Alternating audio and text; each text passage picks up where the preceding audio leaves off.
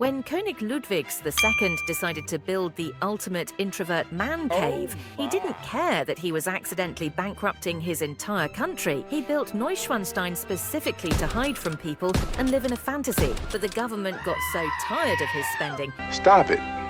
Get some help. They declared him insane just to stop the checks from clearing. Days later, he was found floating in a lake, so his family immediately opened the doors to the public to pay off his debts. And if you think he's rolling in his grave right now, like and subscribe for more history roasts.